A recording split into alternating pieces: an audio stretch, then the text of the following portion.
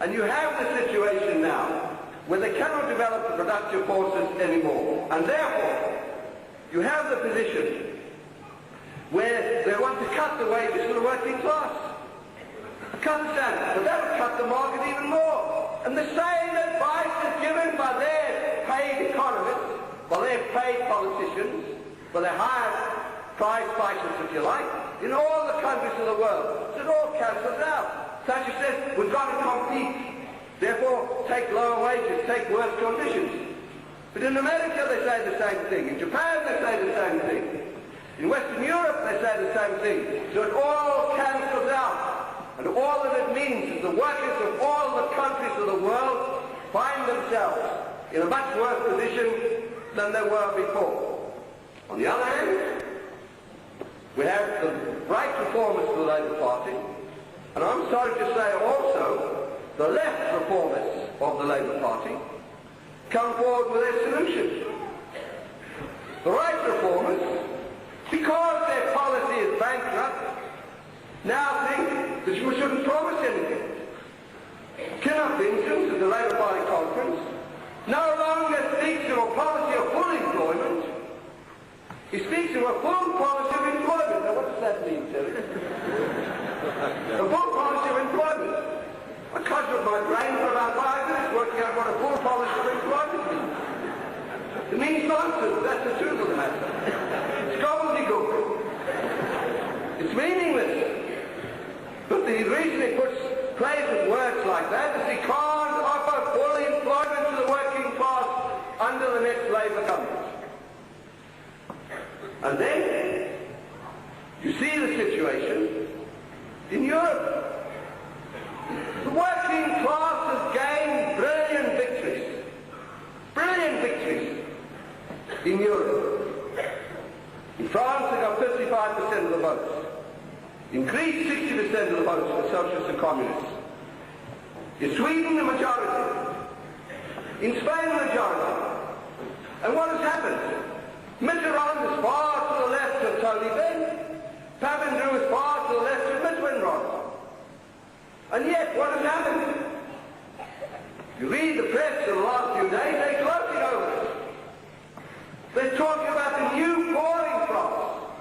People are starving in France now.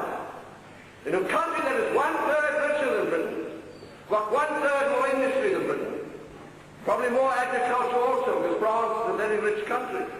And yet people are starving under the socialist government, under the former socialist communist government that existed in France. Supermarkets afraid that the poor would do what they did in Brazil, and knowing the French workers, the tendency of the French workers, could easily have happened, would raid the supermarket, are giving free food, just bare necessities, to people who can't afford, who have nothing to eat, have no income whatsoever. And yet, when the socialist government came to power, they really believed that by manipulating the currency, and they actually nationalized all the banks. They nationalized the banks.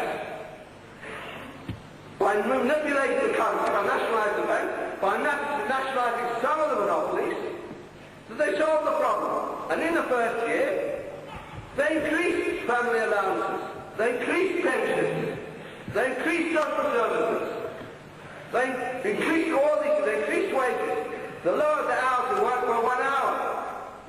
And then the workers had to force the employers to pay for that hour, because they didn't even want to pay for that, although they could well afford it. That was in the first year. But in the second year, there was an enormous inflation. They had the invincible sabotage of big business in France, of the 60 families of France that control the economy, and of international big business, they sabotaged.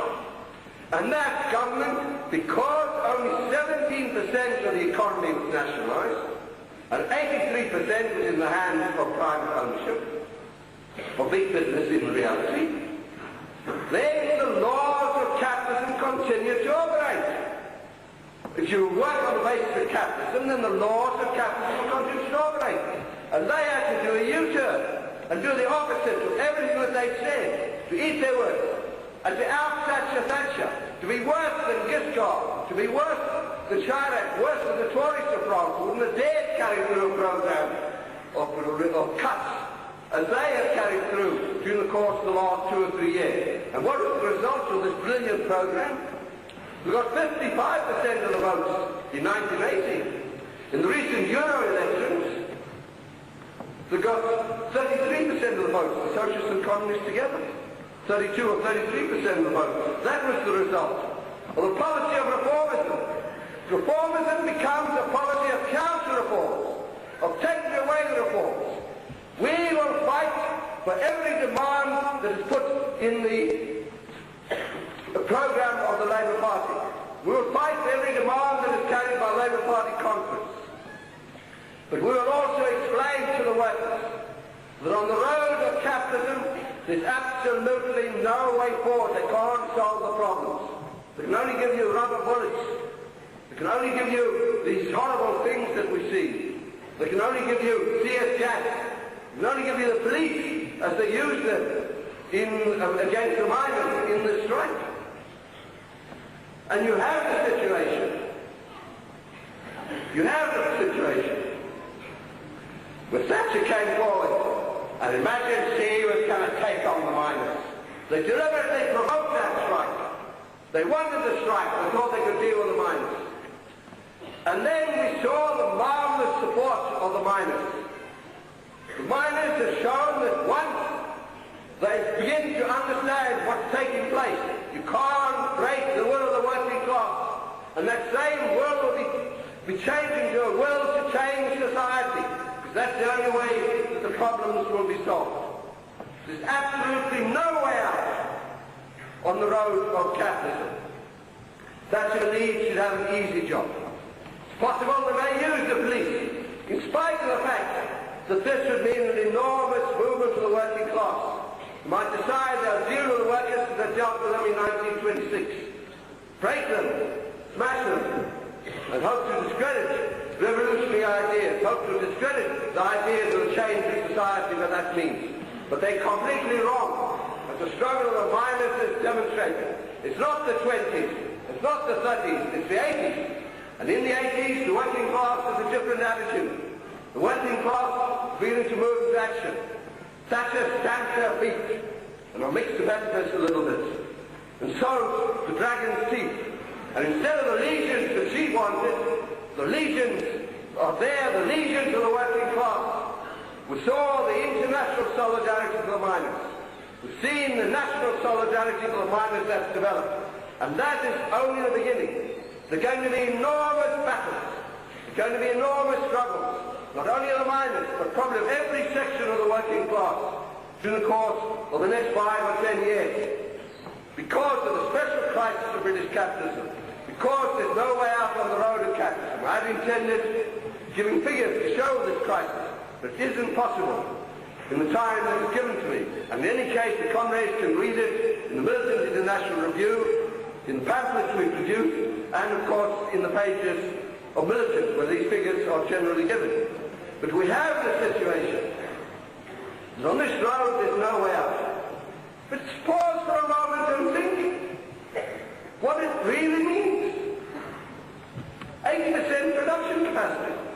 That means to say 20% more goods could be produced in Britain and throughout the world when it comes to that. 20% more goods could be produced in Britain and throughout the world. And what does that mean? It means another 75,000 million pounds added to the gross national product. So 75 to 80,000 million pounds added to the gross national product. Half you could give to investments.